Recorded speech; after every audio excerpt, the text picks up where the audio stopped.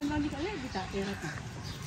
निकाल्छु यो सागुरी गढी है यहाँ माथि चाहिँ गाइज जेस यो बाटो बिग्रे पनि अर्को साइडको बाटो रहेछ हेलिप्याड ल यहाँदेखि बाटो चाहिँ ट्याक्क हेलिप्याडको छेउबाट हामी आइपुग्यौँ यो बाटो हेर्नुहोस् कस्तो डेन्जर छ बाटो खराब छ हजुर आउनु न हामी चाहिँ अहिले गोलखाडी गाउँमा आइपुगेछौँ यो चाहिँ सागुरी गढी भित्रै पर्ने रहेछ hi guys welcome to my YouTube channel आज चाहिँ हामी ठ्याक्क भेडेटारदेखि अलिकति पर धरानदेखि तपाईँको 20-21 किलोमिटर टाढा आएको छौँ यो सागुरी गढी है यहाँ माथि चाहिँ अनि यहाँदेखि ठ्याक्क पाथिभारा टेम्पल पनि देखिन्छ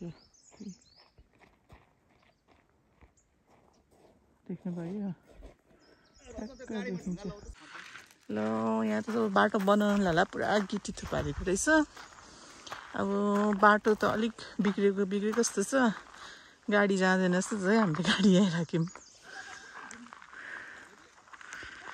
ल बाटो पत्ता लगाउँदैछ हाम्रो ग्याङहरू पाथिभारा मन्दिर यहाँ माथि छ है देख्नुभयो तपाईँहरूले माथि छ हाइटमा हामी ठ्याक्क त्यहाँ तल छौँ यहाँनिर चाहिँ हेलिप्याड छ यो चाहिँ आर्मीहरूको हेलिप्याड हो त्यहाँ मेरो ब्याड एक्सपिरियन्स छ पहिला नै हामी आएको थियौँ विन्टर सिजनमा घुम्न त्यहाँनिर त हामी जस्ट बस्यौँ कति बेरसम्म हाम्रो मोबाइल बिग्रियो क्या बस्दै होइन त्यही भएर मेरो एकदम ब्याड एक्सपिरियन्स छ त्यहाँनिर अब खोइ गाडी जान्छ कि जाँदैन है हाम्रो टिमहरूले तल बाटो हेर्दैछ के हुन्छ गाइज जेस यो बाटो बिग्रे पनि अर्को साइडको बाटो रहेछ हेलिप्याडको छेउबाट चाहिँ जाने भयो गाडी ल्याउँदै हुनुहुन्छ हाम्रो टिमले अब यहाँदेखि टक्क यहाँ हेलिप्याड छ त्यहाँदेखि यस्तो गरेर नै बाटो रहेछ जाने ल हाम्रो दिदी चाहिँ कहाँ पुगिसक्नु भयो म पनि पछ्याउँछु है ल यहाँदेखि बाटो चाहिँ ट्याक्क हेलिप्याडको छेउबाट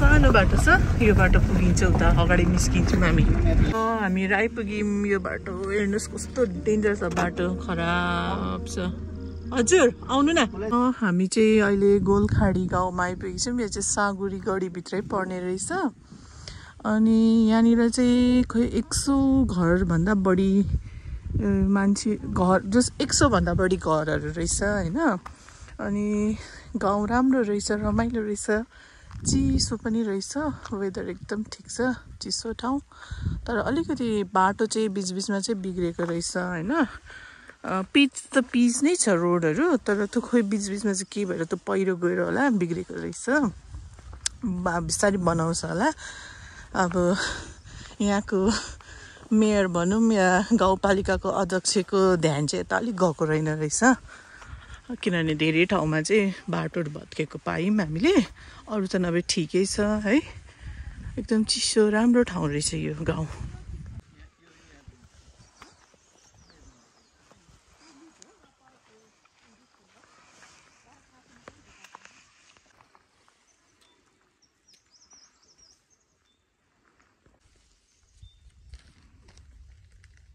दामी रहेछ तर ठाउँ त है चिसो राम्रो रहेछ क्या भेटार जतिकै चिसो नै हुने रहेछ क्या यहाँ भेटार जतिकै समकक्षको हो त गार्डन पनि रहेछ हेर्नुहोस् है मौरी पालन पनि रहेछ जस्ट ठाउँ चाहिँ राम्रो रहेछ यो गोलखाडी गाउँ तर उकालो भएर मलाई हिँड्नु पर गाह्रो भयो हो डगी आइज तर मसँग केही छैन मैले केही लिएको छुइनँ है ल तिमी गोलुको साथी हो ल बाई ल यहाँ पर पनि एउटा गाउँ देखिरहेको छ त्यो चाहिँ धारापानी भन्ने गाउँ अरे कस्तो मजाको बिचमा ठिक्कको डाँडा जस्तो प्लेन एरियामा रहेछ त्यो चाहिँ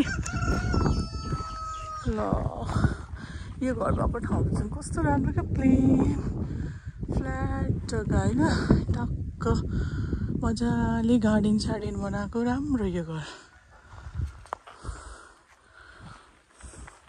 अब हामी फेरि अर्को ठाउँमा जाँदैछौँ है अलिक परतिर मलाई अब मेरो साथीहरूले छोडेर कहाँ गइसक्यो किनभने अलिअलि ग्राभल छ ओह्रालो छ म अलिक हिँड्न सक्दिनँ त्यही भएर अलिक मलाई गाह्रो हुन्छ। म बिस्तारै जाँदैछु, भिडियो लिँदै जाँदैछु है।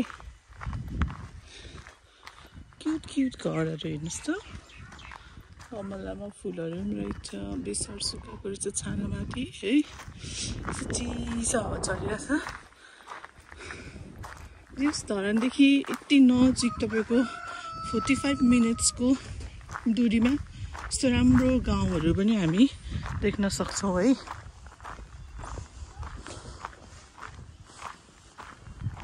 धारापानी गाउँ त्यो चाहिँ देखेको छ नि, उपर रहेछ।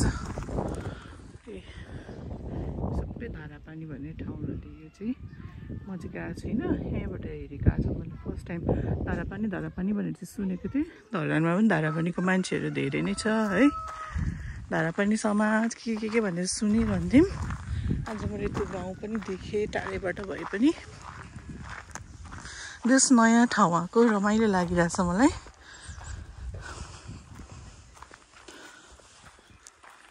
हिजो पनि म भेरेटार नै घुम्न आएको थिएँ, आज पनि हाम्रो अनप्लान ट्रिप भएको छ। झन् यो त एकदम यस्तो छिटो प्लान बनेको, हावामा बनेर हामी ठ्याक्क आज यहाँको नयाँ ठाउँ है, नयाँ ठाउँ एक्सप्लोर गर्नु पाएकोमा चाहिँ मलाई पनि खुसी लागिरहेछ। हेर्नु यहाँ चाहिँ बाख्राहरू पनि पलाउँछ, बाख्राको खोर रहेछ यहाँनिर।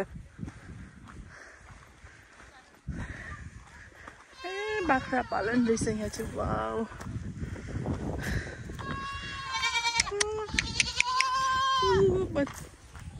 बच्चे लोग ए ठुलो ठुलो रहेछ बाख्राहरू, बच्चा रहेन रहेछ यहाँनिर। हेलो अघि हामी त्यहाँ माथि थियौँ, अहिले चाहिँ यहाँ तल आइपुग्यौँ। कस्तो राम्रो देखेको, आकाश खुलेको, डाँडाहरू हेर्नुहोस्।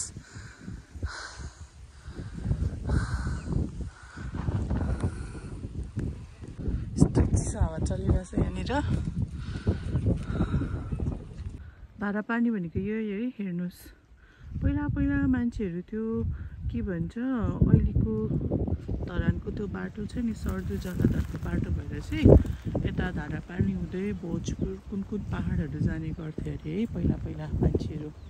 अहिले त त्यो बाटो जाँदैन, किनभने त्यो ग्राभल छ, गाडीहरू त्यो बाटो आउन सक्दैन। अहिले चाहिँ भेटारको बाटो आउँछ सबैजना। पहिला नैको पाहाड जाने रुटहरू चाहिँ यिनीहरू नै रहेछ है। म पनि थाहा थिएन, अझै थाहा पाएको। नस्पति पनि फुल्दै रहेछ है यहाँनिर, दामी देखेको छ वाइट कलरको फुल नस्पतिको। हावा यस्तो दामी चल्दो रहेछ यो ठाउँमा, मक्कै भयो म त। बाफ्रे चिसो क्या, आनन्द आउने यस्तो शीतल क्या। धरानदेखि फेरि यति नजिक यो ठाउँ। ल हेर्नुहोस् त हावा चलेको, बाफ्रे उता चाहिँ त्यो धनकुटाहरू देखेको जस्तै लाग्यो मलाई। त्यो धारापानी भइहाल्यो। यहाँ घरहरू पनि रहेछ है, जस गाउँ चाहिँ पाएको रहेछ। सानो नानीहरू पनि रहेछ, क्युट घर क्या यो पनि। गार्डन पनि चटक्क भएको। बाटो बिग्रेको कारणले गर्दा हामी यहाँदेखि हिँड्दै जाँदैछौँ। बाटो यस्तो छ है, खाल्टोहरू बनाउँदै रहेछ। यो पानी परेकोलाई पुरा भलाउने रहेछ यो ठाउँमा यहाँनिर चाहिँ। अनि यहाँनिर बनाउँदै रहेछ, यो गभर्मेन्टले बनाएको जस्तो लाग्यो यो चाहिँ। ल पुरा दह्रो ढलाइ गरेको रहेछ हेर्नु त। यो बाटो खप्नु चाहिँ खप्छ है, त्यो कालोपत्रे बाटो भन्दा चाहिँ।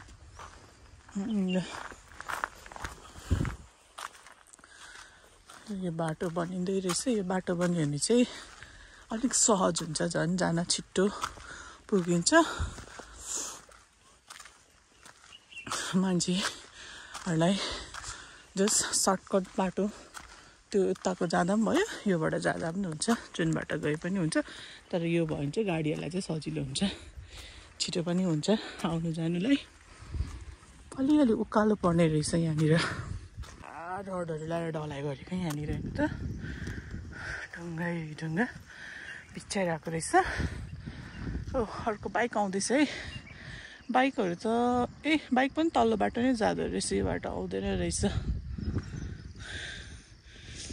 खतरा ढलाइ हुन आँटेको रहेछ अलिअलि त भइ पनि सकेको छ